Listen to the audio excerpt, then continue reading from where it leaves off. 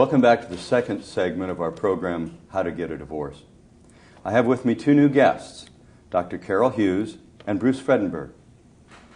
Dr. Hughes holds her doctorate in clinical psychology, and she is a licensed marriage, family, and child therapist. Carol brings to the collaborative divorce approach 25 years of clinical experience working with couples, families, children, and adolescents, as well as extensive training in collaborative divorce, mediation. She's helped work with people going through domestic violence, chemical dependency, trauma, and recovery. Since 1987, Carol has served as a family reunification therapist appointed by the Superior Court. Bruce Fredenberg is my other guest. He's a licensed marriage, family, and child specialist practicing in Laguna Hills, California. Bruce has 27 years of clinical experience working with couples, families, children, and adolescents. He has created and taught parenting programs for adoptive and foster parents on behalf of the County of Orange.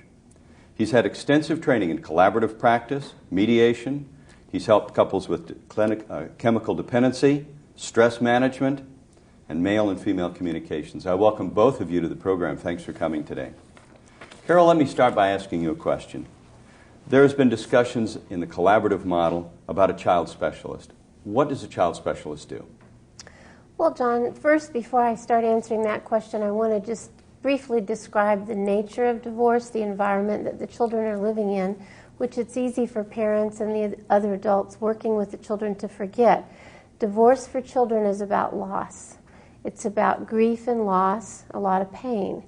They're losing their family unit, their intact family, and they need assistance dealing with this pain and loss and grief process.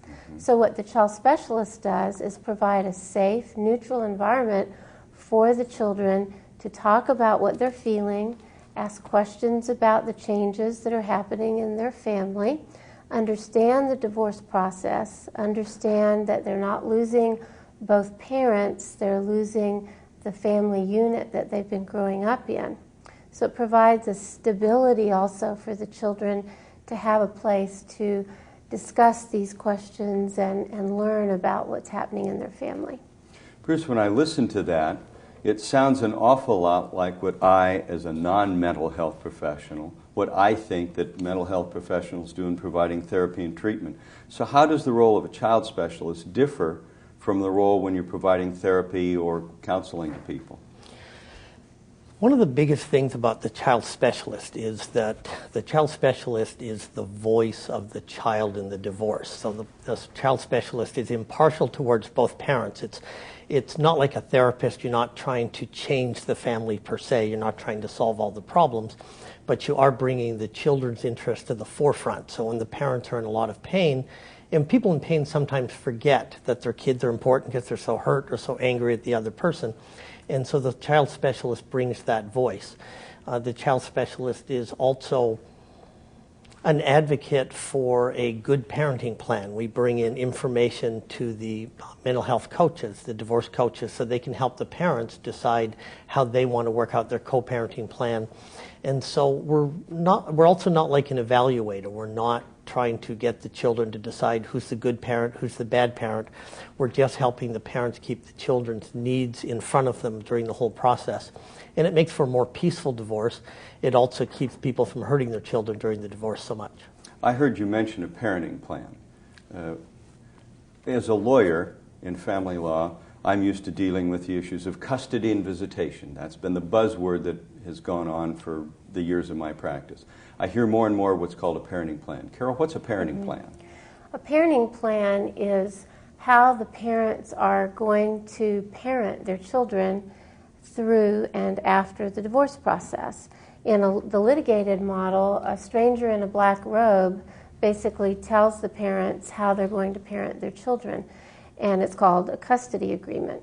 And so what we do in the collaborative or the mediation process is we help the parents develop a plan whereby they share time with their children, and they are the ones who make these decisions about their children.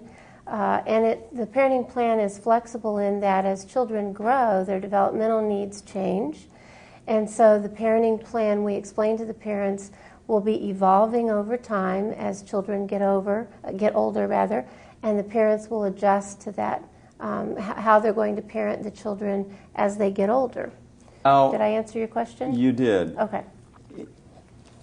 A lot of people who go through divorce and have issues regarding parenting of children, there seems to be a tremendous amount of, let's say, need and desire to have the children with them. Each parent thinks that that parent is best able to take care of the children.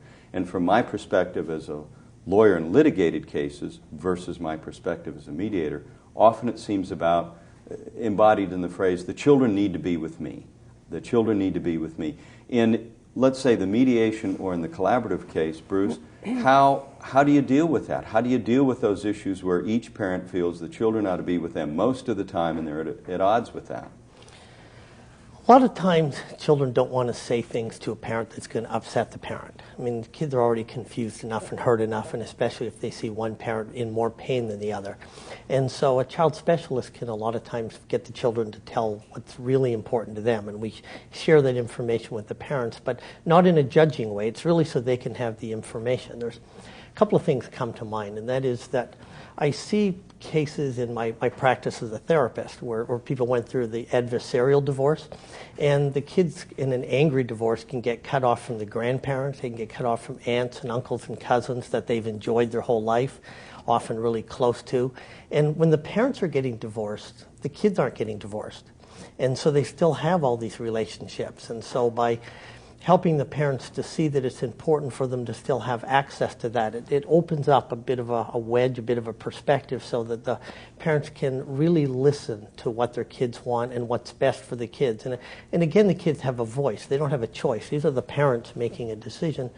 And the other thing I wanted to ask you, John, as a litigator, a lot of times in this process or other processes, people will get frustrated and they imagine if they go to court to litigate that suddenly they're going to have more power than if they stay in this process. And it seems to me that they have the most power in the collaborative process. What's your experience? That's a great question. And I hear often, I don't litigate as much now as I used to, but lawyers will always hear their clients say, I want you to tell the judge.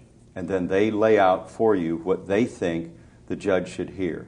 And too often, it has less to do about the best interests of the children, and it has more to do with the struggle or the drama or the story that's leading them into the divorce. And they kind of have the idea if they can go to court and just tell the judge all of these burning issues, the judge will immediately see the light of day and will then award custody of the children the way that parent thinks. The reality is that an awful lot of that information of why one spouse was bad and couldn't be trusted and broke my heart and did all these things, a lot of times that information is not relevant to a judge. The judge is interested in a narrow band of information pertaining to the well-being and best interests of the children. So parties who think that they can be empowered when they have their day in court often find out that they didn't get in front of a judge what they wanted to, and very often they don't get their day in court because the case is going to be settled by their lawyers, and they never really get closure on those big issues. So sometimes the collaborative process or the mediation process can actually empower them where they can have those issues dealt with, and in the collaborative model there are trained professionals like the mental health coaches and like the child specialists to help deal with those issues. Mm-hmm. Okay. I was going to add that, John, you mentioned empowerment. My experience, and probably yours too, Bruce, as a therapist and as a child specialist, is that parents and children come to the divorce process feeling disempowered. And when the parents are thinking about litigation, they're thinking, I'm going to go to court, the judge is going to see my side, quote, give me the children, quote, and that's not a powerful position either. That's right. We help them reclaim their power as parents and help the children feel powerful because this is their family and they get to make the decisions about their family. And to me, that's one of the most important parts of what the child specialist does and what the coaches do, also the mental health coaches. I hope this information has been helpful to you. We're going to take a break now, and when we come back, we'll hear more about how to get a divorce. Thank you very much for joining us. Thank you, John. Thanks, John.